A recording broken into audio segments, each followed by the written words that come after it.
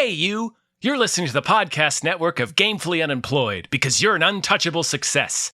To support us and gain access to great exclusive shows like our brand new Supernatural watch-along Himboos, head over to patreon.com/gamefullyunemployed. You'll also get your lucky little mitts on hundreds of episodes of our other exclusive shows like Tom and Jeff Watch Batman, Star Trek The Next Futurama, Spiel Boys, and the complete series of Fox Mulder is a Maniac. We do movie nights, game streaming, regular mini-series and surprise shows, and you can even commission your own podcast about anything you want, within reason. You have nothing to lose and everything to gain by heading to patreon.com/gamefullyunemployed. That's patreon.com/GAMEFULLY unemployed.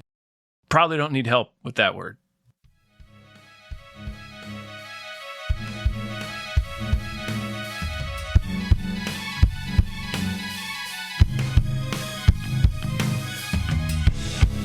Hypecast mit Tom Reimann und David Bell.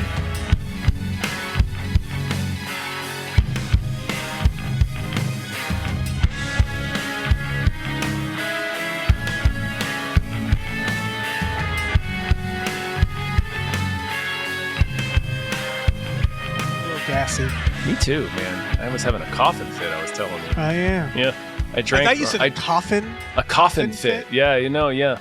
It's when you wake up just thrashing, but in a very tight space. I was thinking buried alive, but yeah. Yeah. So it's because of that. Yeah. No, I swallowed adorable. wrong. It's you'd think I'd have it figured out. Never get it right. Have that my mind wrapped around that. You can never get it right. It's action hard. After 40 odd Swallowing's years. hard. Yeah, it sneaks up on you. It does. It's like if you start thinking about the fact that you're breathing, and then you're like, "Oh God, do I have to think about this?" Yep. Oh God, and you just like psych yourself out. Yeah, I think you should leave exactly a sketch where he puts on the VR. Yeah. No, we were doing all this fine without you. I got trying to think about my heart beating. Oh yeah, I can't even. We're just goo. We're goo. Yeah, weird goo, and some of it just knows how to do its own thing. Yeah, that that's shouldn't fucked up. be. How is that? I don't know. It's like my heart has more right to exist than me. Yeah, I don't know what it's doing. It doesn't check with me on anything. No. It never own asks for thing. approval. It's like having a hamster. Yes, it's like having a hamster in your chest. It doesn't ask me to do anything. Right, and sometimes it gets like a little upset or panicked and like scrambles, and you're like, what the fuck are you doing in there? It does exactly what it wants. It sets its own pace. Yeah. And I just kind of have to deal with it. Yeah. It loves when I feed it pellets. Mm-hmm. Stick some pellets in there. It's got so many tubes. So many little tubes and veins and ventricles are perfect for pellets. They are. They're designed for pellets. You can cram some stuff. You can really shoot some pellets through a ventricle, man, let me tell you. Oh, we don't have a guess. That's where I'm at today. Yeah. It's always a problem. I disagree. Okay. That's fair. The guest is rambling like Andy Rooney diatribes. Yeah. We're getting so old, Dave. The guest drags us down. Truly. Yeah. We're getting old. It's happening. It's I don't like it. No. I don't like that. I hate it. Yeah. I'm fighting it with everything I've got. Yeah. I was thinking of like getting a toupee and yelling at skateboarders, and then they jump over me and my toupee flies off. Oh, it spins around? Yeah. And I go like, why? Yeah. Yeah. I think that's right for me.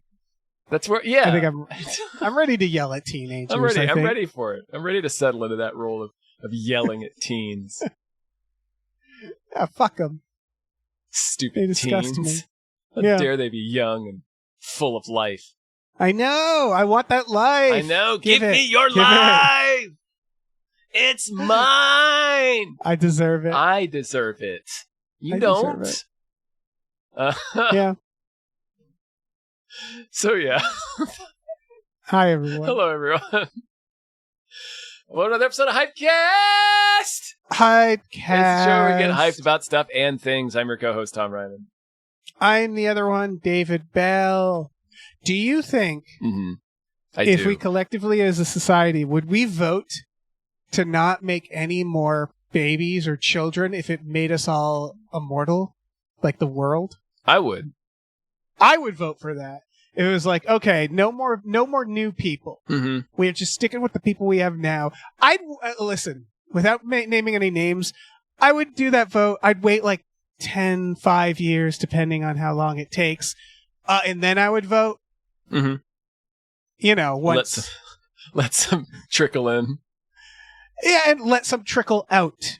True. Let some yeah, that's true. Out. That's true. Yes. That's true. Not all of them. There's a lot that I want to stay. That's a bigger question. I thought you meant would I cease the birth of all new people so that I specifically and uniquely might live forever. Oh no, all of us as a society, all of us together. Like society. Oh, yes, and that's why I'm like, all right, I'd give it. I'd wait for it to cycle a little bit. Slightly different proposal. I know. I was sitting here thinking about like the obsidian tower I was going to make. Oh yeah. I'd trade everybody else's life for mine. Yes, for my immortality. Yes. Yes. But I meant it's just a thought experiment of like, would we, if it was like we have to stick with the people we have now. No. I don't like I don't like everybody that much. Yeah, that's fair. No. Well, you're not gonna like new people either. I guess I like newer people because they're newer. And there's less to not like. I like children because they haven't like you know, done stupider thing. Like adults have done worse things, right? For sure. Children. Yeah. Yeah. Yeah, it's a scale. Yeah. It gets larger the older you get. Yeah. I don't know. Ideally, I'd like to just have all people. You know, just all the people who ever lived. Yeah, just bring them all back. Just make room. I don't know. Yeah, let's have like a bunch discs, of planets, like disc world. It can be a bunch of discs, or we can can turn them on their sides and make them halos. Just make a bunch of halos that people can live on. I would live in a halo. Make a bunch of Elysiums. Yeah, Halo is a great for perverts because hear me out. Astrology would just be perverts looking at other houses above them. You're right, yeah. There'd be a lot of like, what are you looking at? Oh, the stars. And the Big Dipper. Dipper. No fucking stars. Yeah, the Big Dipper. Yeah. There's a pool party up there. I see it. Halo pervert. Yep. I'm mapping Taurus the Bull and that lady's knockers. You make constellations out of people. Yeah. People's knockers. Mm-hmm. Why not? Anything you wanted. It's an actual bull in the night sky. Yeah, you're right. Mm-hmm. Oh, I would have a bull on my Halo. Yeah. Yeah, let's do Halos. We should do Halos. All right. You should probably talk about movies, bring back all the ghosts, put them on Halos. Yeah. Nobody dies starting now. Well, let's wait a couple years. Couple years. It's only going to take a couple years. And then nobody dies. Yeah, that's what I mean. I just delay the question. Like if someone was like, you must choose, I'd be like, you know, let's grab lunch. Let's roll those dice. Let's roll those dice. But I would just like delay them as much as possible. Let it ride for a bit. News. Yeah, I'm gonna let it ride for a bit. Let's see what happens. You know, just in case something happens. Yeah. Just give it a day or two. Listen, we should thank some producers, right? That's what we normally do. We should do that. All right. Certainly. The following producers has made this show possible. We should all thank them if we like this show. Yeah. Big thank you to at Nerd Numbers. If not, curse them.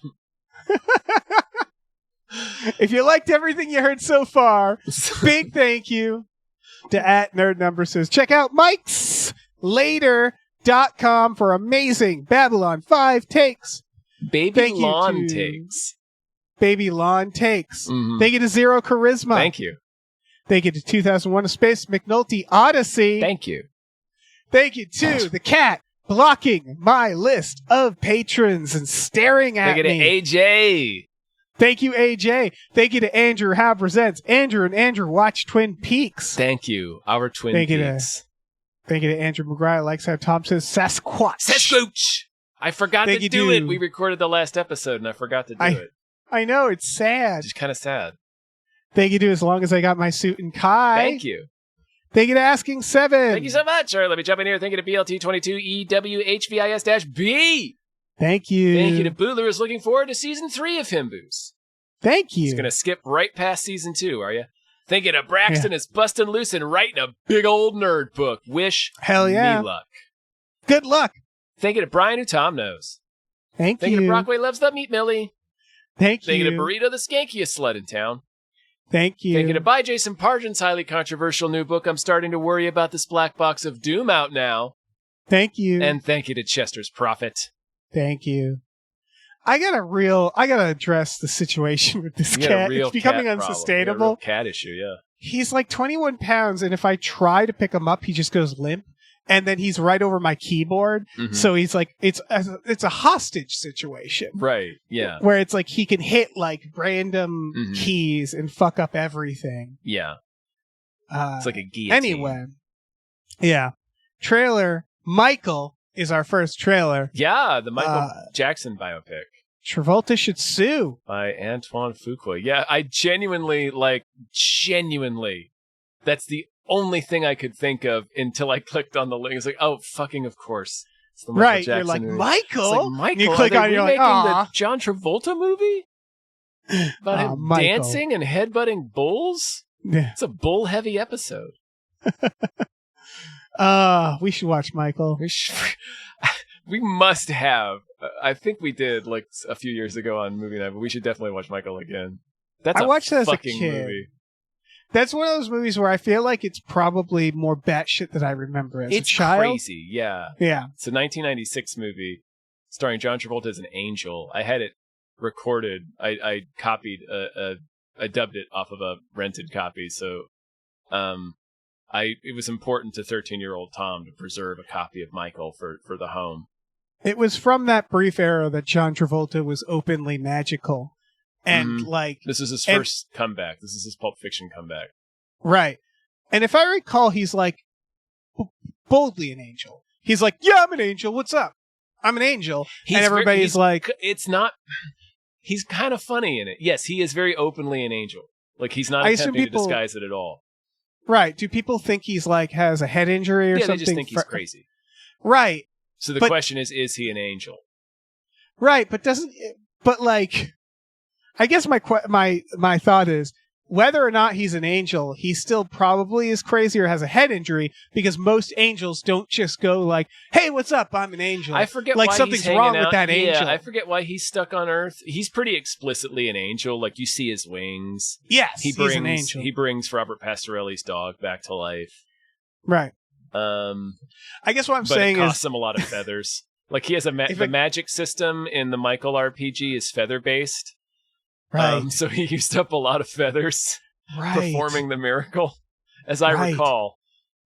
I guess I want a version of Michael where a guy comes down and he's like, "Hey, I'm an angel," and takes a dump on the floor, and everybody's like, "Oh, this guy's crazy," and then he sprouts wings, and they're like, "Oh no, this angel is crazy." Oh. Like where it's like the reveal is like he's batshit crazy. Problems. Yeah. Yeah, exactly. Yeah, this is graduated. Anyway, Michael Jackson the movie. I've stood by this. I don't like biopics. Yeah. Even ones about people who probably have an interesting life. Of any pop culture figure of the 20th century, Michael Jackson is among the ones that merits a biopic. Certainly, he hangs out with a monkey in this trailer. Yeah, that was just a thing he did. Park. Yeah, exactly. Where it's like, yeah, that's interesting. They're not going to go into the stuff. Oh no, the stuff we all want them to go into. Oh no, that's kind of where I'm at with this movie. The problem is we're never going to get a Michael Jackson movie made without the estate of Michael Jackson being involved. At least not because you wouldn't be able to license any images, music. Like, they would keep it so tightly locked up that it would be like any number of movies you see about Elvis that clearly doesn't have the license to Elvis. Do you know what I mean? Yeah. Like a Bubba Hotep, where they have to shoot around the fact that they can't actually include any Elvis music or any footage from Elvis movies. But anyway, this is like produced by the Jackson estate. It stars one of his, I think, nephews as him. Yes. Jafar Jackson? Yeah. I want to say his name is? Yeah. He's never been in anything else. It's just, this is the Melania movie, but for the Jackson family. Like, it is. That's what it is. There's like varying degrees, I'd say, of like people who own the estate who are like, I've heard that the Dr. Seuss is the opposite, where they're like, we don't give a fuck what you do. Clearly. As evidenced by what's going on. All the Dr. Seuss bullshit that's being licensed, yeah. Right, but this is like they clearly want to preserve. Yes, no, there's yeah, that's a very valuable estate, and it's also a potentially very fragile estate. And they're pulling out all the stops. Because it's like you said, their big movie. Yeah, this is the movie. Antoine Fuqua and also John Logan, who wrote it, is the writer of Hugo and Rango, a lot of O's, Skyfall, fucking Alien Covenant. Basically, this guy is like someone that they get when they're like, we want like a. It's gonna be a big movie. Like they're pouring a lot into. I think it's Coleman Domingo as Joe Jackson. Yeah, like and he looks like he's doing a thing. Yeah, it's like clearly focused around Joe Jackson and how he was a tyrant of the Jackson family. That's the approach it seems to be taking, at least for part of the movie. So it's like, I feel like this is probably going to be a pretty big movie. Yeah, Miles Teller's there as the white guy. He sure is, and I included in here this is the kind of movie this is. So like Miles Teller is playing real guy John Branca, who is the co-owner and manager of the Jackson estate. So he's also the producer of the film. So he is being sued by Paris Jackson, who's Michael Jackson's daughter, because she is criticizing. This is from Wikipedia. He's criticizing the decision to cast Miles Teller as Branca, as it is possibly risking a portion of the estate's assets. She also accused Branca of considering himself central to the Michael Jackson story and trying to enrich and aggrandize himself through such costly castings. That's insidious. So in other words, the producer spent a bunch of money to cast Miles Teller as himself. And then to give himself more credit in the story of Michael Jackson. Yes. Like, it would be amazing if every scene Miles Teller is actually the guy who, like, gives him... He's like, I don't know, that would be a real thriller if you did that. Like, it's just every single... And then he keeps talking about his huge dick. Yeah. Yeah. He just throws it. That's how he leaves the... He throws it like Thor's hammer. That's how he moves. Yeah, Michael Jackson unzips his skin suit, and it's him under, Miles Teller under, where he's like, that's right, it was me the whole time. I wrote every one of Michael Jackson's songs, because it's already kind of doing that a little bit with Michael Jackson himself. Like, Michael Jackson, genius, talent, nobody can deny his talent. Had a lot of collaborators, too. Yeah, most talented people do. Many talented people do. But anyway, that's fine. Sorry. A lot of these movies do that. I was about to say, I think that you just got to the core of why I don't like these movies, is they always feel like that. Yeah. They're always about like one special person did everything and was amazing. Like, that's, I guess, a movie just about one person of like, look how special that person is. Yeah. It's hard to I don't care. Swallow. Yeah. Particularly this person. Yeah. Like, this Michael Jackson is a singular figure in worldwide pop culture and is a challenging figure in pop culture. Yeah. He's somebody that deserves to be examined. Yes, but in a way that isn't this. Isn't by his family, who are suing each other over how much credit they deserve. Yeah. It's not, because it's not only, she's like, Paris, according to the filing, is not just suing him for casting Miles Teller as himself to give himself a bigger role in the story, but also because it's cutting into the film's profits. Yeah. It's cutting into how much money they can make off of Michael Jackson. I wrote in the notes is the irony is that they're all Joe. Yeah, you're right. They're all Joe Jackson. Amazing. What I have a question. Yeah. What happened to Blanket? Blanket? Blanket Jackson. Remember his kid, Blanket? If I were Blanket, I'd be living like Luke Skywalker in The Force Awakens. Right. Like, I would be on an island enjoying the money I no doubt have and getting the fuck out of... I think his Blanket legal the name dangle, is... the one that got dangled? He's the Dangle Baby. I think his legal name is something else. All right, I googled Blanket Jackson. I'm seeing...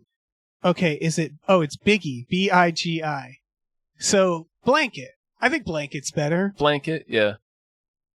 I guess he's around. Man.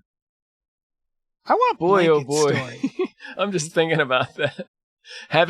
Being the owner of a baby myself now, thinking about that clip is just, boy, my heart just jumps into my throat. Yeah. So Blanket is directing. Is he? Directing Okay. a couple shorts as of last year, like a new director. I'm rooting for Blanket. I know nothing about Blanket. I hope he's a nice person. But like, I'm rooting for Blanket. Sure. No, I think the best for those kids is to be completely shielded from the ghouls that would prey upon them. Yeah, it's gotta be fucking... I mean, I know they're adults, but I'm saying... to be exactly one of his kids. To be Michael Jackson's children, just like... You know what? Just live in a castle. Yeah, no. Listen, if they want... I like if they're like, hey, I want to use completely secluded from, because it must be a nightmare. That's what I would do. I'd live like Dracula. Yeah, you can't go anywhere. Probably. You sort of can, because I guess you could. Because who would you recognize don't know what Blanket looks like? Yeah, I don't know what Blanket looks like. I don't know what Paris looks like either. I don't know either. I guess I'll look. Paris looks like she's living it up. Paris looks like someone named Paris. Yeah. If that makes sense? Sure. So, her partner is Justin Long? Wait, what? Paris Jackson, daughter of Michael Jackson. Sorry, I'm on her Wikipedia page. It says under partner, Justin Long, although his name isn't in blue. So I'm like, probably maybe it's just another guy Justin named Long, Justin Long. The age difference there is a little alarming. Yeah, okay, he's married to Kate Bosworth. All right, well, maybe that's secretly Paris and she's Jackson. Almost 50, so let's hope. Yeah, okay. So pretty sure Paris Jackson's got to be in her 20s, right? Anyway. 27. She's the older. Right, she's the They're older both young. Too. Yeah. They're both disturbingly young. The Dangle incident was in the aughts, as I recall. I know. Yeah, he's like early 20s. Yeah. Their lives are just opening up. Whew. Yeah. Anyway, this movie. Yeah, I don't know, man. Here's what I'll say. It's like nothing against the filmmaking and any of that. It's Antoine Fuqua. It's probably good. Yeah, it's just a fundamental thing for me in biopics where I'm like, unless we cover this on a We Just Watched, I just have no interest in it. And that's my failing that's a blind spot I have, where I just don't watch these movies. I have little interest in this version of this movie. Yeah. Like I was saying, we definitely need a Michael Jackson biopic. This is probably the only one we're going to get for any reasonable amount of time. Yeah. A lot of people are going to have died and moved on. And this will probably be after you and I are long dead before we get a truly objective movie about Michael Jackson. That's fine. Which is fine. There's plenty of books. Yeah, I'm not scrambling for it. There's documentaries and books and stuff. Anyway. Next trailer for In the Blink of an Eye. If you went to film school, I was like, are they adapting the book about editing? Yeah. Because there's like a big book on editing called that. And I was like, probably not, right? No. No, it's just that. Like a movie about like a couple of stories that take place throughout huge periods of time, like cave people, and then there's like a Oh goodness, what's her name? We were just talking about Michael Jackson, Rashida Jones. Right. I was like Quincy Jones. She's like a scientist in modern day, and then it cuts to the far future where it's Kate McKinnon on like a spaceship that's going towards a new planet to colonize. And it's about like human connection and junk. It's what if the Fountain or Cloud Atlas was not made by weirdos? Like that's the vibe I'm getting. Like, what if we just cooled it on the concept and didn't do like weird stuff like space bubble trees, and just or like Hugh Grant in blackface, or like just meditate on the basic concept of it. Yeah. The basic spiritual concept of lives connected by a thread that spans for eons.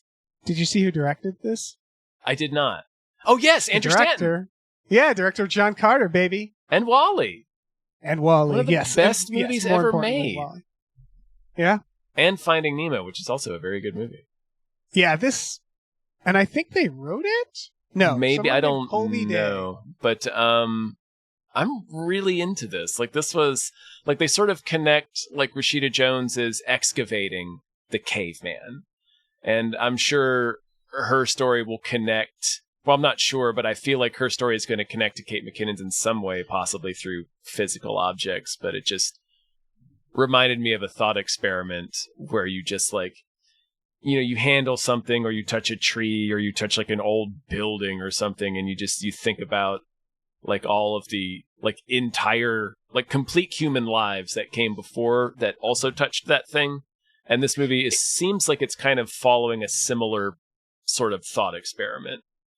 Is it following a physical object? It doesn't. I'm not necessarily saying that the whole movie is. It's just one connection in the trailer is Rashida Jones looking at a tool that she's excavating, and then it shows the caveman using that tool in the past in his storyline.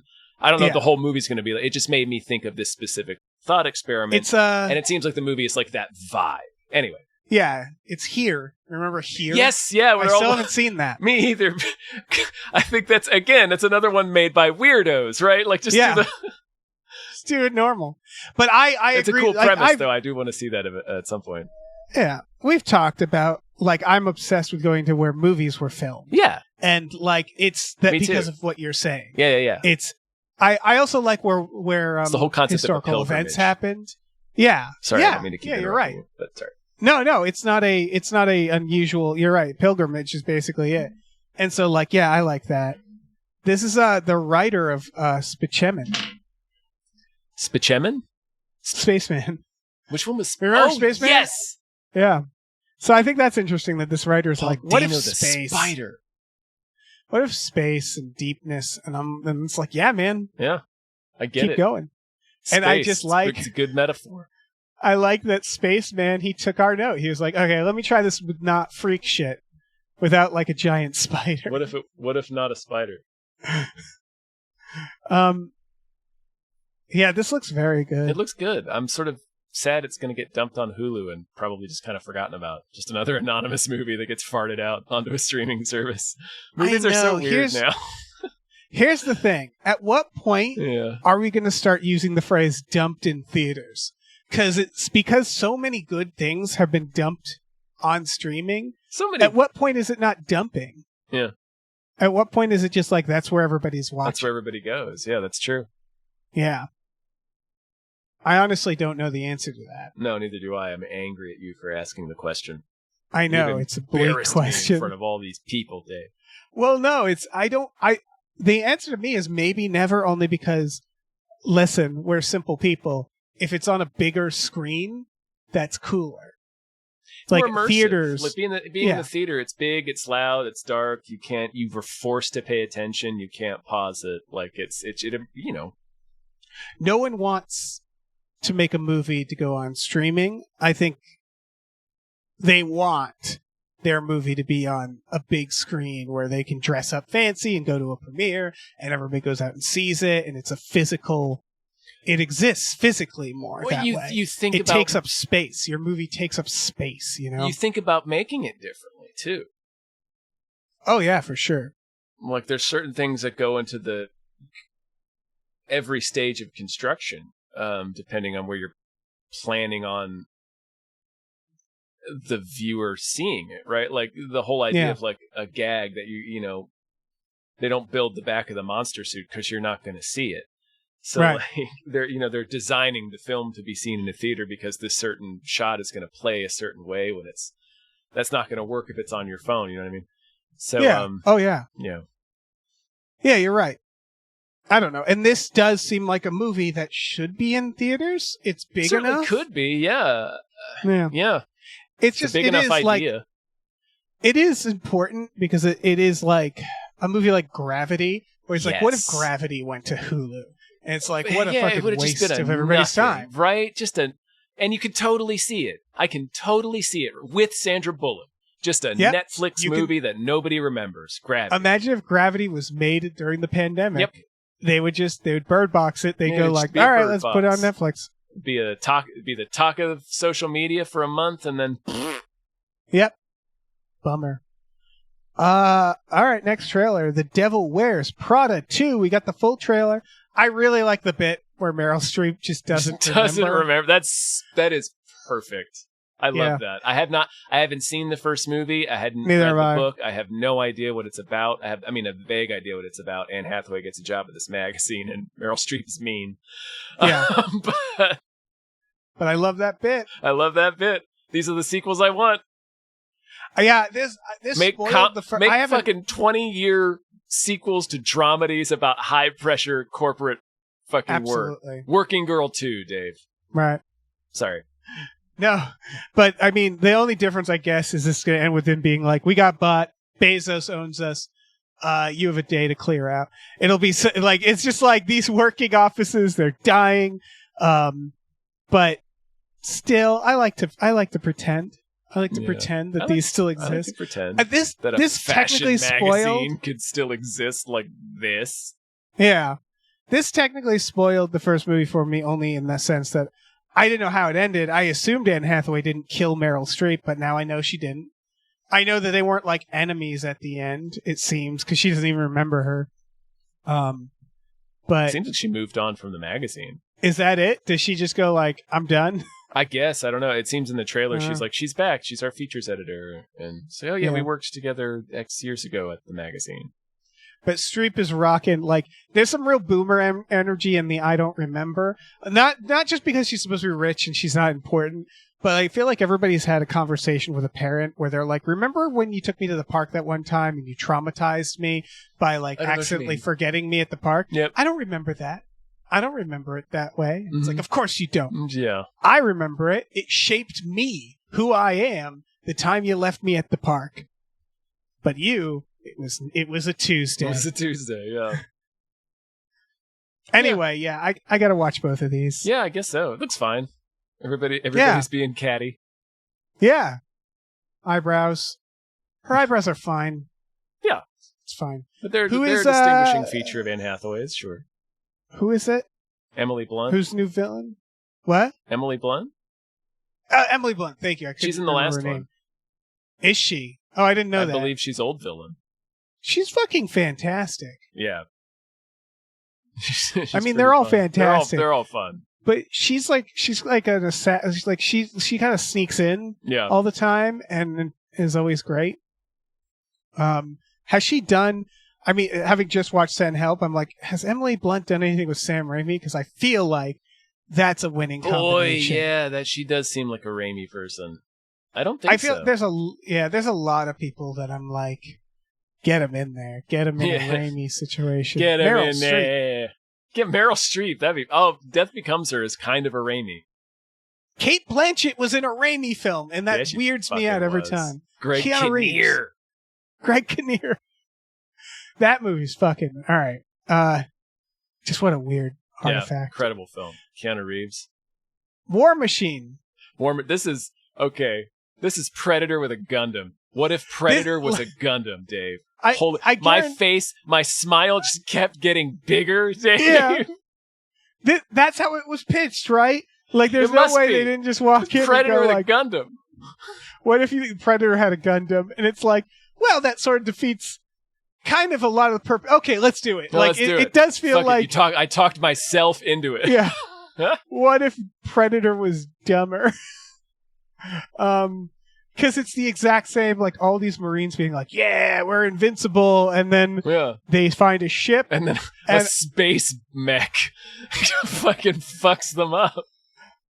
Here's what I am really hoping is the oh boy, is the twist is it's not alien. Oh, it's they almost reveal that in the trailer. Yeah, it's got to be Denis Quaid. It's a drone.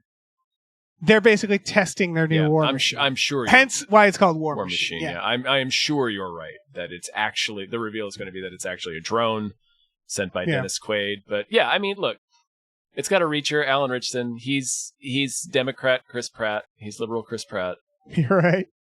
He was destined to wear army costumes with Dennis Quaid. He was built for that. Yeah. As soon as I saw him and Dennis Quaid frowning at each other in fatigues, I was like, fuck yes. Yeah. Yeah. Oh my God.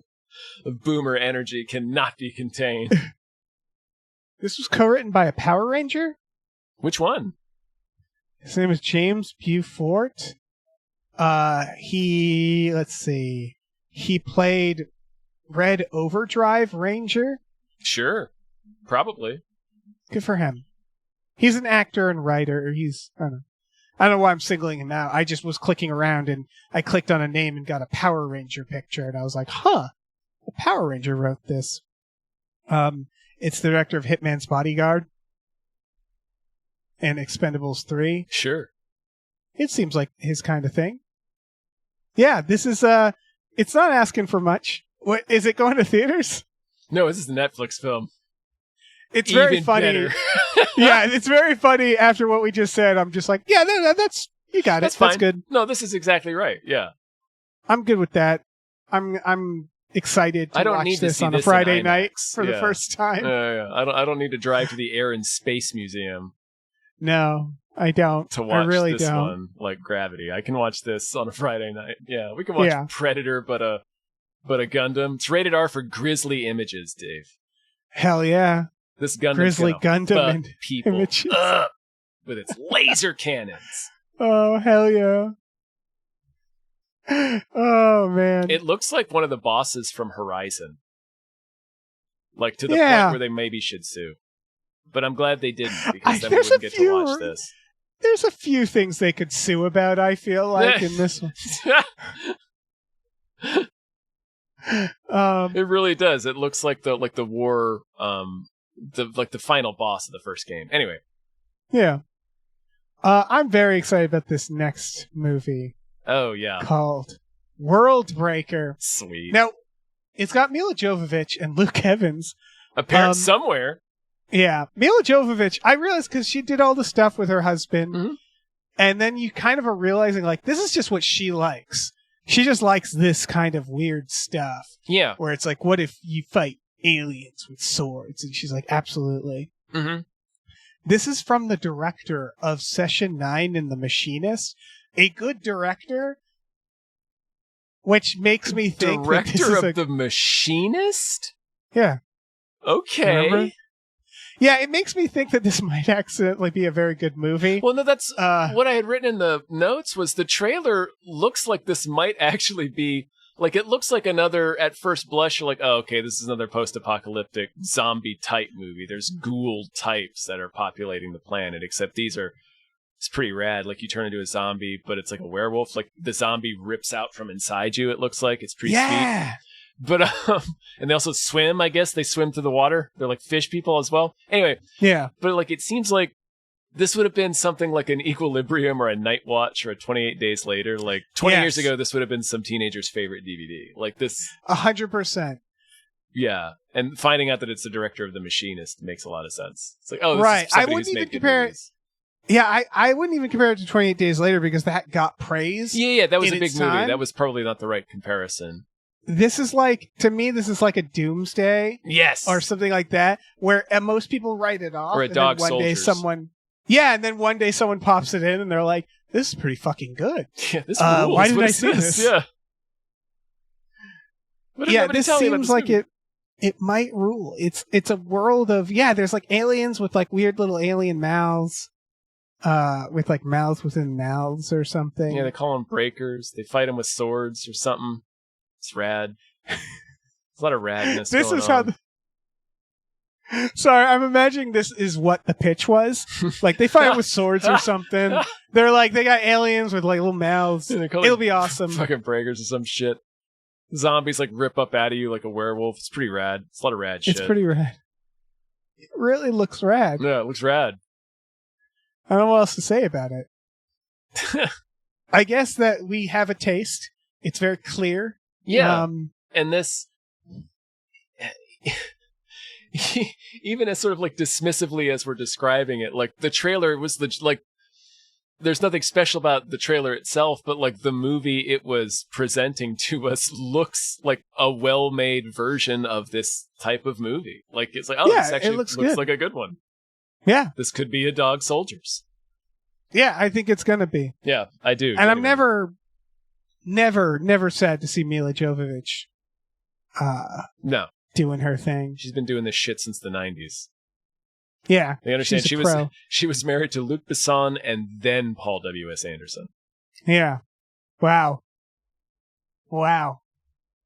That's a lot. Yep. Yeah, I mean she's a pro at this. Yeah. She's like she walks onto a set and she's like, what do you got? $30 million, $100 million, $2 million? I can work with anything. I can kick any $1 million monster, whatever grade, yeah. whatever tier we're working with, I can kick it. Yeah. I can kick that I got monster. this. Oh boy. I like that she's working with another Anderson. Oh, is Brad Anderson. Oh, okay. That's his name. And I didn't look up if they're related. I don't think they are. I just think that's funny. It's just a fun like, coincidence. yeah. Worldbreaker. Yeah. So, oh fuck. Next trailer. Yeah. The shit. Hermit. Holy shit. I put this on just for you. This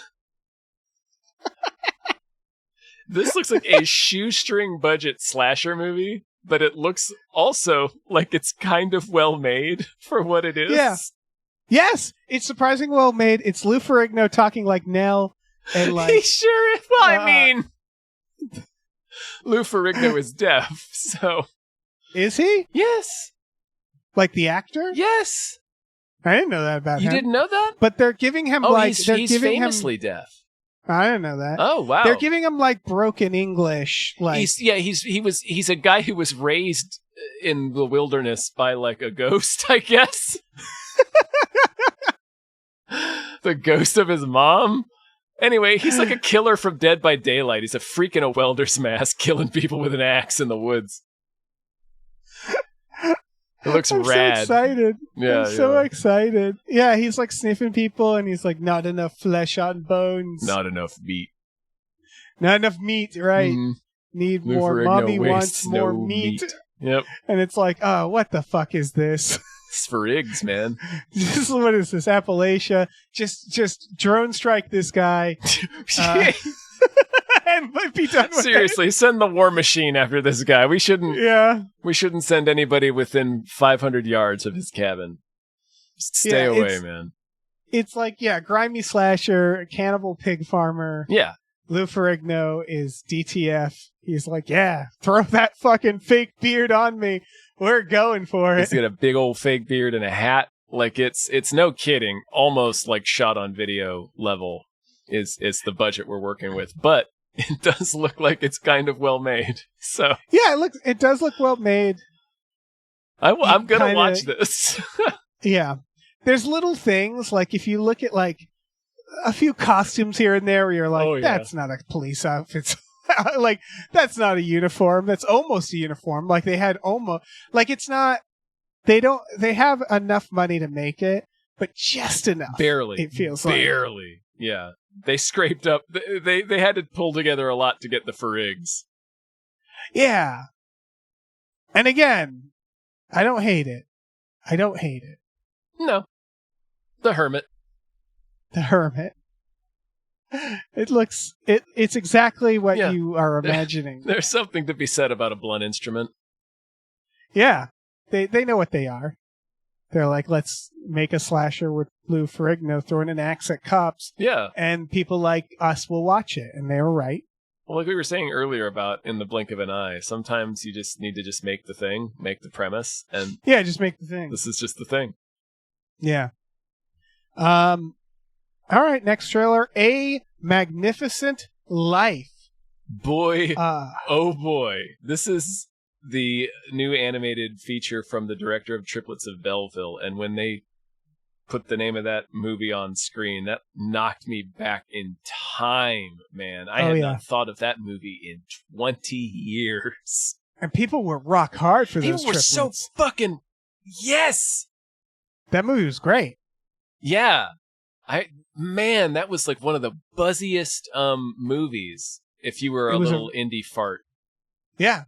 It was a real take your at grandma the to the indie theater. Yeah, exactly. Yeah. It was like a real Amelie. Yeah. And this looks like someone who made that. It looks adorable and quaint and really well animated.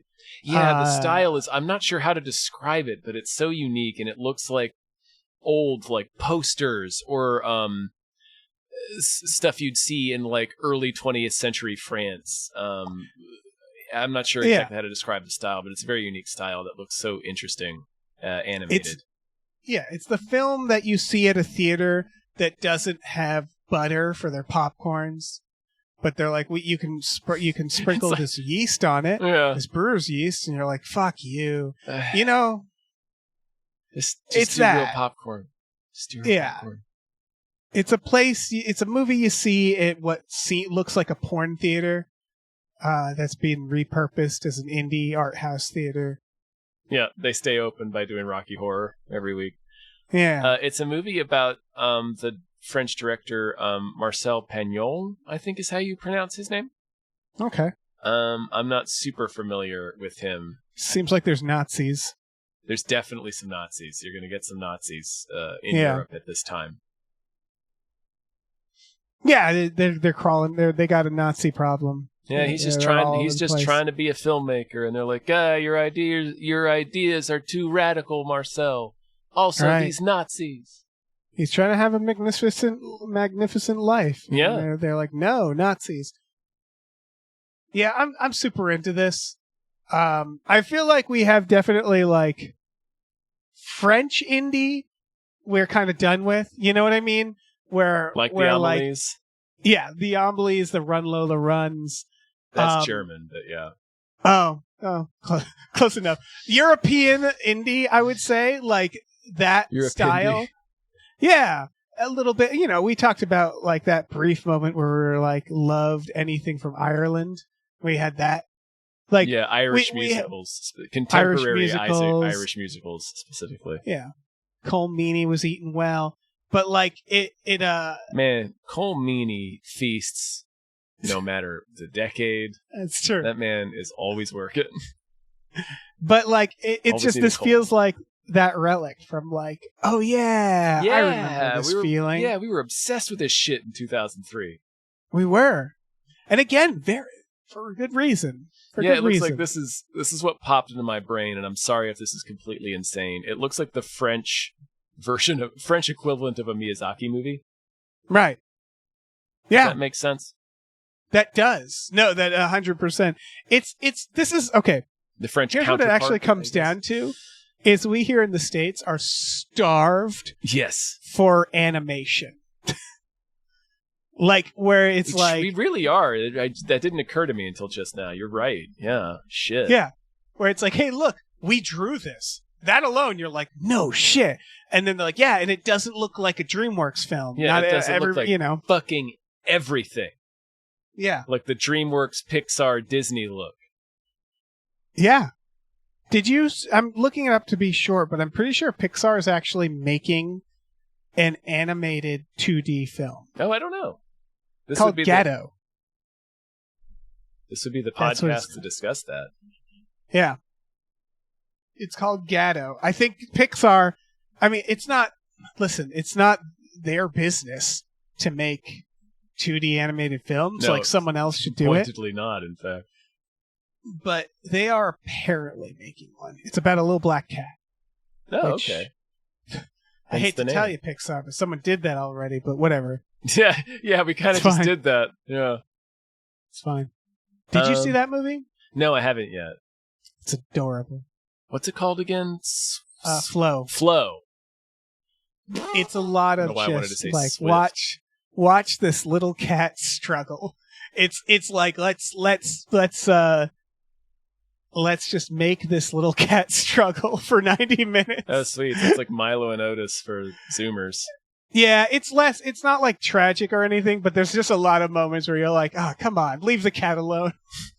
Stop Give the cat a bothering break. the Give him a cat. break. Ah, come on. No. Look at that cat. Yeah. Anyway. A magnificent life. A magnificent life. I said a wonderful life like a dipshit. Also Sorry. a good movie. All right, this has been on this. I saw this trailer in theaters, and I am I'm fucking pretty excited stoked for this one. I hadn't seen this one yet. Oh, I love boosters. This is the new Boots man. Riley movie. The director Yes. of Sorry to Bother You. Yep, and he did blanking on it, the TV show. Everybody's but the screaming tall at guy. me. Yes. What the fuck was that fucking- called? Hold on. Shit. Hold on, everybody. Hold on. I'm a Virgo. That's right. He always has weird ass names. Well, and because his movies are always fucking weird as like the premises are always weird ass premises. Right. He's only done. Sorry to Bother You was what he came. He was like came out hot with that movie. Boy, which is so boy, good. that movie. He made I'm a Virgo, which I still have to see. Me too. And then this movie looks fucking good. It could be. There doesn't need to be a twist to it. Like I suspect there might be, like, because like Sorry to Bother You had a similar like twist you would never see coming 100 miles away. Yeah, it can get weird. It can get very weird in his movies, like surreal. They don't take place in the real world to begin with. So, but like this movie could just be the premise that it is in the trailer, and it looks like so much fucking fun. Yeah, this is one of those styles where I cringe at like Tarantino, where it's like I cringe at all the people who will try to copy it. Mm-hmm. Yeah. Yes. But it's a very distinct style of. You could argue that he has a lot of crossover with the Daniels, where Very it's much like so. Yeah. it's absurdist Mhm. comedic world where that means something, where it's like about a real thing, but sort of like done in this very. Yeah. It's like gritty Dr. Seuss world. I don't know how to describe it.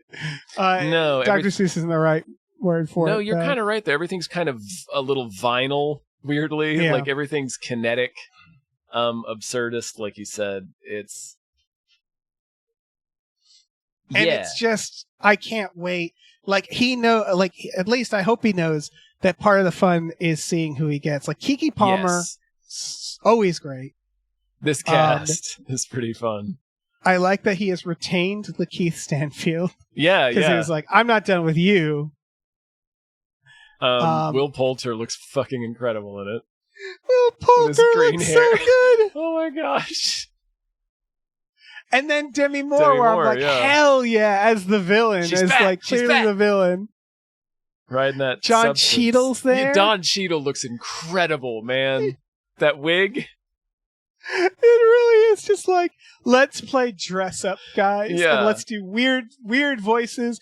Like every weird thing you've wanted to do in a role, we're gonna do it. You want to do something fucked up? Let's do something fucked up and weird. The premise is basically Keke Palmer is part of this group of boosters, which are people who, the trailer explains, get jobs working at department stores and then steal the merchandise and sell it for less money. For cash. Okay. Yeah. And it looks like the movie's just going from there. I'm trying to figure out how to explain the style because I realized it's twee adjacent. It is kind it's of not twee, but it has kind of taken twee and turned it into. It's like gritty twee. SpongeBob. Is it twee noir? Twee noir, maybe. It's like, man, it's like it feels like. Like, man, I'm not sure exactly how to describe it, but you're right. It's like I said, like adult SpongeBob almost. Like you said, the Daniels vibe a little bit, where it's like this adult absurdism, but with a little bit of like 70s exploitation in there. Yes, that's the twee part. But not always. I also think of some stuff like Frank. Remember Frank? I do. Yeah. Where it's like, again, it's twee. Surreal. But it doesn't feel, it's like if twee was a little more grounded or darker or a little more like self-aware. It's a lot of things, which is why it feels unique. Like where I'm like, it also kind of borrows a little bit from stuff like Edgar Wright and how fastly paced his movies are. Yeah. It's sort of like, it feels like an evolution in cinema, which doesn't make it necessarily superior, but like that's what fucking Everything Everywhere felt like, where it was like it knew how fast-paced movies can be and how sophisticated audiences are, where it's like stuff like concepts like the metaverse don't have to be explained, and things can get like weirder and weirder, and still they can whiplash you to deeply like emotional sequences at the same time, because we've sort of primed audiences for all of these things. Yeah. It's weird to say, but it's almost like stuff like Marvel has even contributed. Of course, yeah. To being like, let's use those tools to tell like real stories. And yeah, I just so excited for everything Boots Riley does now. Yeah, this movie looks like a lot of fun. I'm really excited for this one. Yeah. I love boosters. I love boosters. Yeah, it's just shoplifters. Yeah, but her interview is so fucking funny. Yeah, with Will Poulter. She's like, this stuff is all mine anyway. So. Yeah, and he's just like, that is the best answer. Best answer I've ever heard. Yeah. Oh my fucking Poulter God. with his green hair and big glasses. Yeah. Oh my God. Such a perfect dipshit. Yeah. Oh man, this looks like fun. It does. That's it for trailers. Let's thank some more producers. Let's do it. Big thank you to Christopher Robert Sparks, Esquire. Thank you. Thank you to Dan Hackroyd. Thank you so much. Thank you to David Knife Boot Henson. Thank you to Deborah is awesome. Barbara is great and cancer can go to hell. Thank you. Thank you to Driftless, Magistrate of Wagga Wagga and Skull Tower Aficionado. Thank you to Exploding Rooms. Thank you. Thank you to Fat Todd's Chocolate Hog. Thank you so much. Thank you to Dave Ruff. Thank you. Thank you to Funky J Mostly Comes Out at Night. Mostly. Thank you. Thank you to Happy Ed Classic. Thank you so much. Let me jump in here. Thank you to Thank you. Heathcliff's Helping Handfuls. Thank you. Thank you to High Under Likes the Way Tom says pretty sweet. Thank you. Thank you to I was quite frankly out of excuses. Thank you. Thank you to I'm not allowed to say that on a podcast. Thank you. Thank you to Joe Man, the Love Skeleton. Oh, yeah. Thank you to Lieutenant Frank Drebin, Police Squad. Thank you. Thank you to Look Mime on a podcast. Thank you. Thank you to Mackenzie. Thank you to Mackenzie Fuck Shuffling with Willem Dafoe's confusingly large dick chill. Jesus. Wow, I got the better Struggled through that one, yeah. Thank you. Thank you to Mike the Lurker. Thank you. Thank you to Norm from Cheers. Thank you. Thank you to Norm from Cheers. Undying love for Ridley Scott's Kingdom of Heaven. Thank you. Thank you. News stories. Bobby Iger, he's gone. He's gonzo. Yeah. He's out of there. Out of Disney. And now they got some new white guy. Some new white guy. Finally, the rich white man gets it. Josh D'Amaro is now going to be the new CEO of Disney, all of Disney. They've been shaking things up over there. Yeah. They're really like, I like videos of people on roller coasters, Tom. Mm-hmm. And what the algorithm then goes is, oh, you like all theme park stuff, including like insular, like insider theme park news. So they're shaking things up on they're like doing all these new ride things. They're getting rid of the dinosaur ride, replacing it with new Indiana Jones ride. All this stuff that like, you know, we can't possibly afford to experience, like going to these parks now are so goddamn expensive. Yeah, I know. But they've really been struggling with the theme park end. Yeah, well, I mean, they made a hotel and then they spent a lot of money on that hotel and then dumped the hotel. I did go to Disneyland for the first time recently, so I got to go on their newest Star Wars ride. Okay. And let me tell you, ride technology has gotten insane. I hadn't been on a Disney ride. Like a new ride? I haven't been on a new ride in forever. there's not even tracks. Like you get on a cart and it's just sliding around the floor, and you're like, where am I going? They won't tell me where I'm going. There's no tracks anymore. It's fucking nuts. They're doing like, and it's like animatronics mixed with screens, and they're like 3D screens, but you don't even have glasses on. And you're like, I don't know how that's being done anymore. There's like holograms. Jesus. It became other rides. Like it got into like other areas and then became like like remember Star Tours? Yeah. At Disney? Mm-hmm. It becomes that briefly. Like it like goes into a room and suddenly it's like a screen and you're like zooming around and then it goes out of that. Like they have gotten fucking out of their minds. Man. I think maybe you were just abducted. Yeah. No, yeah. No, they have robots walking around now. Like instead of people in suits, they have like little, like they can now do like Olaf as I've a seen snowman. Optimus Prime, yeah. Yeah. Or rather Megatron. Yeah. But look, I mean like it's literally a robot. Like there's nobody in it anymore. Like it's just, they have like R2-D2s and shit just like going around. And you're like, that's just a robot. Huh. They just have robots now. Well, why didn't you steal one? Pick one up. Yeah, why didn't Pick you one do up. that, Dave? Bring That's it on out. you. I think Disney should just be parks. But, it's like the best. They're very good at it. It's too bad. Like, Disney World, I think Disneyland's still affordable. It was fair. I mean, we also have a discount for living here. But, like, Disney World, it's, like, literally cheaper to fly to Tokyo and go to their Disney World, I think, than to go to the one in Orlando. Oh, that's... I've heard. Yeah. I mean, Disneyland is not affordable. Disneyland neither is like... park is affordable. Disneyland is less unaffordable, I guess, in that it's like you can get there. It's like Universal prices, like $100 to go for a day, which is still too much. It's a lot of money. Yeah, well, yeah. If you have like, okay, sorry, if you're a 40-year-old adult with no kids, it's fine. But yes, if you're trying to bring like the people it's made for, if you're a family of 4, yeah, it's a lot of fucking money. Yeah, it's true. It's 500. I mean, because you factor in parking and stuff, it's like $500 Food. before you walk in the door. Yeah.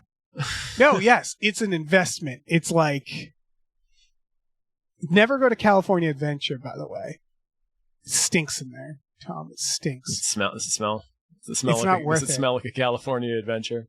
There's like 3 good rides, and for that reason, they all have a wait time of like 100 fucking minutes, and it just kind of, the Avengers stuff sucks. It sucks. It sucks in there. Yeah. Anyway, that's my review of Disney parks. So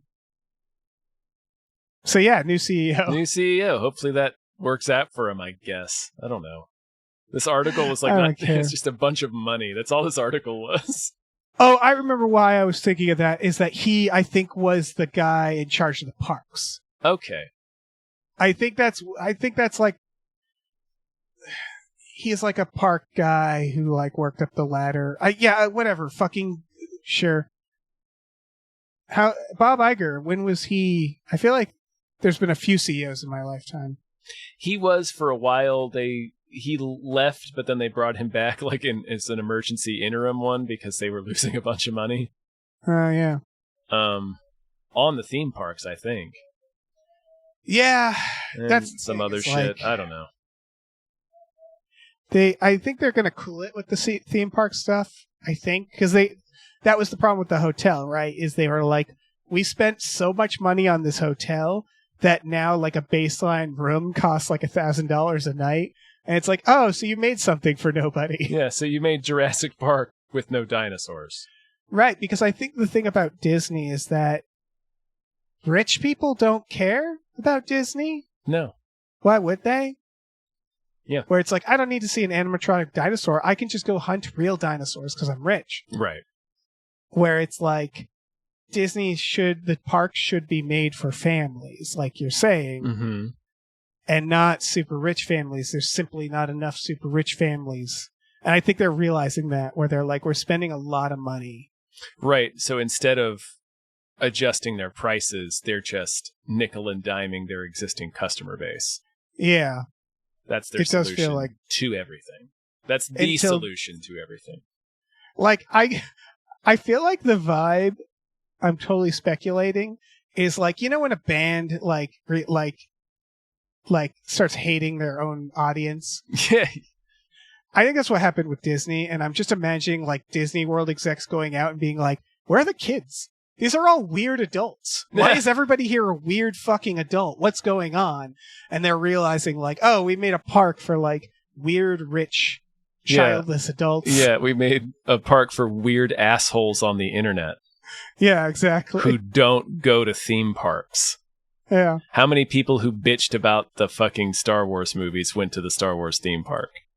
I don't know. That like they made all sorts of adjustments and stuff to like try to appease. Did they? Well, you know, like in the Star Wars movies and such, they definitely respond to like they definitely respond to fans, right? There's a lot of fan service being done.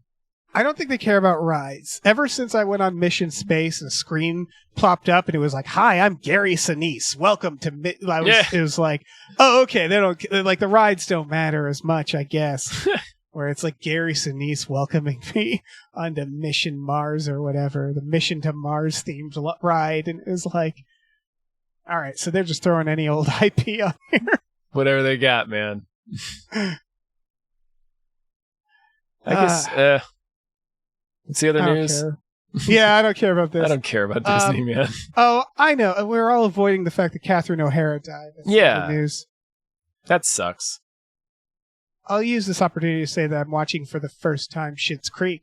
Oh, Have you man. seen that? Not all of it. I've seen the first 2 seasons and change. I need to finish it. I fucking love It's it. really good. It's really good. It's earnest. It's genuine. It's sweet. Yeah. It's not afraid of that. No, I compare it to people that I've tried to get a few people into watching it. I don't know why I said tried. I have gotten a few people to watch it. And I try to introduce it to them by saying it's like Arrested Development if they were good people. Yeah. Yeah, it's about rich people being reformed, basically. Slowly becoming like regular people. Like some things I wasn't expecting that it immediately does. We have, what's his name? Chris Elliott? Chris Elliott, yeah. Who really nice seeing him because I haven't seen him in a while. Yeah. And they do this thing at first where it's like, look at all these dumb yokels, and almost instantly you realize these aren't dumb people. Like the butt of the joke is the rich family. Yeah. But not always too, where it's like everybody's kind of having fun off of each other. They avoid the obvious conflicts in order to make it more like sweet. Yes. Catherine O'Hara, man, is amazing. She is out of control. She's doing like a Matt Berry performance. She's doing Nandor. Yeah. Her voice is Nandor. You're right. She is doing Nandor. Yes. But as like rich mom. Yeah. Where like it's one of those situations where she's making like it's already a funny show, but she's lines that aren't meant to be funny. She's making so fucking funny. Yeah. She just reads it in an insane way. Yeah, she's so good. Everybody's so good in that show. Yeah. But she was a absolute genius. She was the best. Yeah, she was. Yeah. This one hurt. This is a sad one. This one hurt. This is one of the first ones that hurt for me. Yeah. Where I'm like, oh no. This is the one that it's like, oh, this generation is going to start to go now. Like we're going to start to lose this generation of comedy, of comedians these are all the comedians. This is the generation of comedy that I grew up with that influenced me the most. Yes. This is like we're nearing on, I don't want to call out any deaths, but like we're nearing on, I mean, Rob Reiner, obviously, but that was different circumstances. Right, yeah. But like we're getting to the point where it's like Jack Nicholson, we haven't seen him in a while, Bill Murray, like that generation Cast of comedy and like, Spinal Cast Tap. of the Simpsons. Yeah, where all it's like all the Christopher Guest people, like Fred Willard was of a generation before, but he did a lot of stuff with these people, and he's passed, obviously. But anyway, yes, no, it's this generation of people is all in their 70s. The stuff that's going to really fuck me up. We're getting towards like Star Trek Next Generation. Weirdly, even Star Trek Original Series, Shatner's Shatner's dripping on. He's hanging thriving. in there, man. the George Takei is X-Files one still day. hanging in there too. If Mitch Pileggi dies, he's not gonna die, right? He can't. Mitch Pileggi. No. You kidding me? He's not even that old, but like, you know what I mean, where it's like we're crossing into that. Yeah, for sure. Yeah. Duchovny's almost 70. No. Yeah. Honestly, Duchovny, I am proud of him for lasting this long. Yeah. I thought he'd get stabbed outside of a strip club years ago. I sent you the clipping of him being banned from that strip club. Oh yeah. The reason he is banned is kind of mundane. Oh, was it? Yeah, did you read the article? No. It's because he said it was always rainy in that city. That is so something that he would say, and they're be all like, banned from a strip club for saying it. Well, I'm imagining like a dancer going up to him and then him going like, "It's always raining in the city," and her going like, "I'm sorry, this guy creeps me out. Can we get him out of here?" Like he's just dead-eyed staring at me saying that.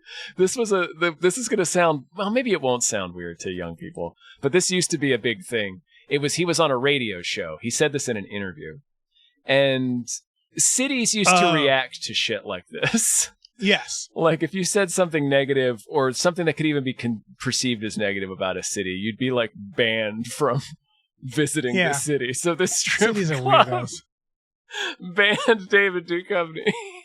I love this because I'm imagining the city getting together and being like, "Okay, what do we do? Ban him from museums?" And they're like, "What will hurt him? Let's hit him where it hurts." Right? Because it was a place that he went. Yeah, of course it was. Yeah, it's incredible David Duchovny story. Yeah. Anyway, Catherine O'Hara. Yeah. Anyway, I don't know. Google her if you haven't heard of her. Yeah. Yeah. I do wish there's this weird thing, and I guess this is hitting me because you and I happen to have met like Macaulay Culkin and know him personally. Yes. But like we had cheese pizza with him. We had cheese pizza with him, yes. We worked for him for about a year. Yeah. There's this weird habit in the social media age of sort of like the iconic co-stars weighing in, fetishizing grief. Yeah. Like creating it and then fetishizing it. Like there's a lot of like tributes to like, oh, Macaulay Culkin's lost his mom, and it's like, no, he hasn't. No, he did. He lost a very good friend. He lost a very good friend, and it's like weird that y'all are like sharing a picture from Home Alone of Catherine O'Hara hugging him, and it's like, oh, this, and it's like I saw another one where it's like she and John Hurd were like the same age, and like comparing her passing to John Hurd's passing. It was like they played a husband and wife in a movie. They were not actually I don't even know married if they talk couple. to each other. Like this is weird that y'all do things like this. I get it when it's like people like Eugene Levy, where I'm like, they're always together. They're just they did a lot of stuff, of course. Where it's like, but where it's like they're all friends, obviously. Of course, yeah, and of course, it's just there's I think a better well, yeah. I think that fans, it's hard to grieve as a fan, right? Yeah. Because you don't really know these people. Right. You don't know how they know each other. Do it through the lens of the performed relationship that you watched in a movie. It's the shit where, like, I would put this on the same as, like, they didn't do this, I wish they did, of, like, Garfield in Heaven welcoming Dilbert. I don't think Jim Davis is dead, but, like, you know what I mean? Like, when they do that stuff, where it's, like, the Wakanda Forever shit, where it's, like, we're gonna show, like, the Ghostbusters in heaven, and yada, yada, yada, Harold Ramis, and, where it's, like, again, it's weird because it's, like, I know you have, like, anybody who's actually, like, lost someone close to them knows that, like, it's a different experience than being a fan of someone and losing them and these weird tributes and stuff. And I think that's what's weirding me out about it, is it's taking somebody, a real person experiencing a real loss, distorting it through the lens of something else, of your work, and then trying to vicariously grieve for you through that lens. Like, it's all this. It's hard. Oh, isn't this so sad? It's like, well, what do you What? It's like weird. if I died and they had someone drew a comic of me podcasting with Jesus. It would be like, oh, I did other things, guys. I didn't just podcast. In fact, like that wasn't like my favorite thing. Like, yeah, it's that. That's not exactly what I'm getting at, but yeah, I know. It's like, but yeah, I know where it's like I get what you're saying. Where it's like this weird like assigning a relationship to actors based off the roles they played. Right, so that you can feel sad over it. Yeah. It's like a way of trying to claim ownership over somebody's grief is I think what I'm getting at. Yeah. And it weirds me out when people do it. Yeah. I think it's natural, but I think it's natural in an unnatural situation, meaning that like the internet, celebrity status, I think being a celebrity is unnatural. I think like yes, no, that's not. All this stuff is very unnatural, so it's like people kind of doing whatever, reacting naturally to a weird situation, I guess. Yeah. People feeling grief themselves over this person that they never even met. Grief is strange, and it's strange and personal and all this. But like this, I don't know, weirds me out. Yeah, I don't. It's weird. She by the way, it's like generational, where it's like, you know, like my niece watched Schitt's Creek, you know, where it's like this is Beetlejuice, Home Alone. Yeah, it's not just like people in their 40s mourning her, you know. It's like, this is everybody. Yeah, she was, man, one of the greats. Yeah. All right. Well, do you want to thank some more producers? Yeah. Just one last. It's like when John Candy died. Yes. John Candy, man, that one was harder because obviously he was in his 40s and it was so sudden, and it still felt like he had so much more to do. I mean, but it's that level of a loss in terms of man, one of the greats. I think the first one that really, I don't know, it's always hard to figure out but like I like John Candy, but it was so early. And I was young. I was thinking of Robin Williams as one where you're like, Jesus Christ, out of nowhere, and he was like so established, you know, for me. Yeah. As someone that like, I don't know, man. Yeah, a lot of dead people out there. Paraphrasing a Louis C.K. joke, Lord help me. Most people are dead. Oh yeah, most people are dead. Yes, most people are dead. It's true. Yeah. He's not wrong. No, he's not. He's wrong about other things, but that not specific thing. Yeah. Sorry, all my right, I'll cat's take some eating more my producers. paperwork. Aw. I'll let him out while you thank those producers. All right. Big old thank you to Sweet Keel's Vampire Nipples. Yum, yum, yum. Thank you to, oh shit, it's Candyman. Thank you so much. Thank you to Numino Ultramicroscopic Silico Volcano Coniosis Anti-Disestablishment Terrorism Jones. Thank you. Thank you to Rev MD. Thank you so much. Thank you to Ricky Cilantro. Thank you. Thank you to Robert. Thank you so much. Thank you to Rosemary's Baby from Eraserhead. Thank you. Thank you to Screaming Horse Pyramid. Thank you so much. Thank you to Sorry Cop, World's Most Laughable Centrist. Thank you. Thank you to Steven. Thank you. They did the Construct Rituals by Ravages of the Scourge. It's metal about necromancers. Thank you. All right, let me jump in here. Thank you to the conveniently placed self-destruct button on the top of every baby's head. Thank you. Thank you to the Oatmeal Savage. Thank you. Thank you to the Scar Left by seeing James Woods put a gun in his stomach cooch. Thank you. Thank you to Opie and the Fart, the Clint Howard story. Oh, yeah. Thank you to the Thriller in Manila Schlong in Hong Kong. Thank you. Thank you to the Tubi Terror Bunny has left a grimy copy of Tracks in your house for Christmas. Thanks. Thank you to these 7 Bs. Thank you. Thank you to Tip Drizzle. Thank you. Thank you to Tux. Thank you to Vincent. Thank you. Thank you to Will Rhymes with Bill or Bill Rhymes with Will. Thank you. Thank you to your mom. Thank you. Dave. Thank you. Thank you. Yo. God damn it, Dave. Hey. Before we get on out of here for this weekend. Yeah, I gotta see Whistle, man. I gotta see Whistle. We gotta mount up and see Whistle. But before we do that, do you have another movie that maybe deserves a little more hype? I do, sir. You magnificent bastard. This one kind of just sprung up on me. I think if you're like British, you might have seen this already. It's coming out in the States, February 13th of this year. That's soon. It's called Broken Bird. Summing up, what if Amelie was scarier? It's like manic pixie nightmare girl. It's about a lady who's a funeral director who's just a weird little freak. She does a lot of like daydreaming, including stuff you see in this, like striking the dead bodies, and like she like fantasizes about this guy. This is in the trailer, so I don't feel like this doesn't feel like a spoiler, but like she sees this like guy that she falls in love with and then realizes like he's in a relationship already, so she destroys his gas tank and he gets in a motorcycle accident and dies, and then he's at her funeral home and she's like denying the widower access to the body.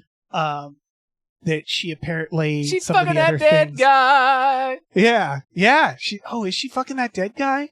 I think she is. Is she gonna fuck a dead guy? She's gonna fuck this dead guy. Yeah. There's like she's gonna marry this dead guy. Yeah. Because she starts telling people that she's found someone. She's, You're right. She's falling in love with the dead guy. Mm-hmm. Yeah, she does like quirky things. Yep. Like walking through a local park with an empty stroller pretending to be a mom. Yep, telling you she's really gonna have a baby. It really is like, it feels like she does roadkill for taxidermy. Stuff that it's like, in any other movie, this would be a quirky manic pixie dream girl thing. Yeah. And they just cross the line a little bit where they're like, yeah, no, it's not quirky. Like, she has a problem. Someone, it seems, gets buried alive in this, but I don't know for sure. I almost turned the trailer off because toward the end it was building. It was like, I already want to watch this movie. I don't want to be spoiled on anymore, actually. Yeah. I don't want to see how far this goes because I feel like it could go pretty far in a lot of different directions. Yeah, I reckon it's very American Psycho, but without, like with us already knowing where it's like a lot of what we're seeing in the trailer probably might not have happened.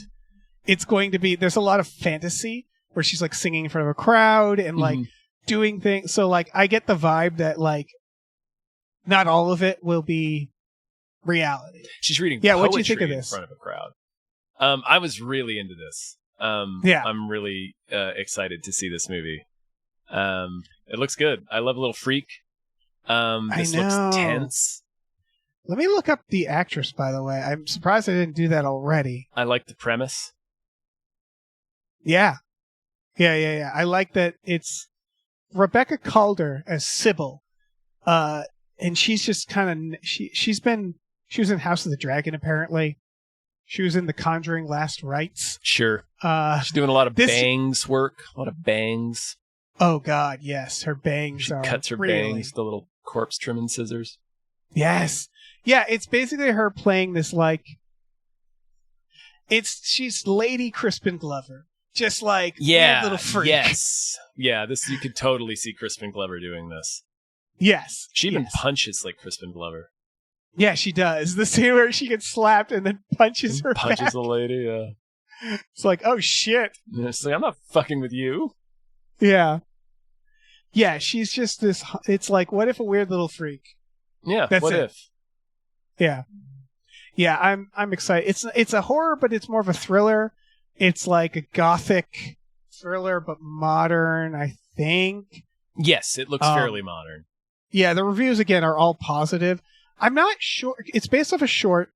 It's a first-time director, like feature director, I think. Mm-hmm.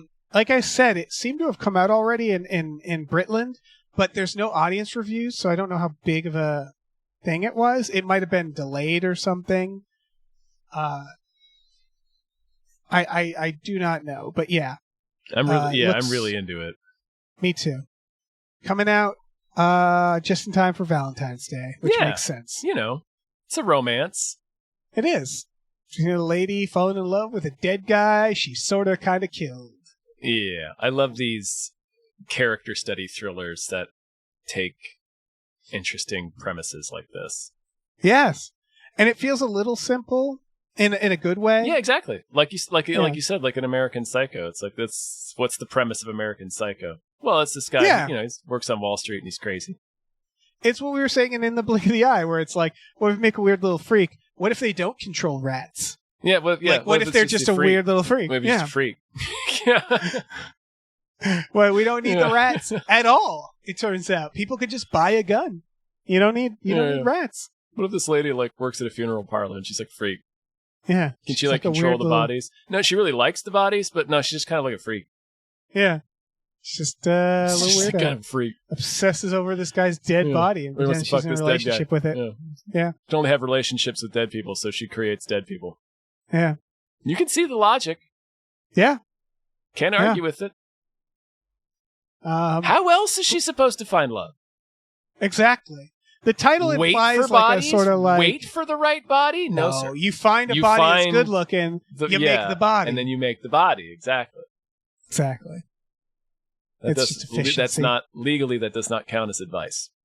Exactly. Yeah. What was this called? Broken Bird. The name seems to imply some sort of like... She sees them as that, or like, or she's seen as that. She is like, that, she's such yeah, she's such a little like little dainty figure that it's like, oh, look at her. Again, it's very like, what if Amelie stabbed you in your sleep? Which, when you watch Amelie, you're like, that's entirely something she could do. Right, she's like collecting photos and making little photo books out of them and hissing. Maniac. Yeah, documenting everybody's moves and whispering about it. She's terrifying. Yeah. Speaking of we circled back to our French cinema obsessions. Yep. Yeah. All right. We're done. Broken Bird. That's it. We're done. We did a good job. We did a good job. No guest needed. We didn't need one this time. That's a sode. Woo! Congratulations, us. Congratulations, us. We have a Patreon. We sure do. Patreon.com/gamefullyunemployed. We have exclusive podcasts on there for just $5 a month.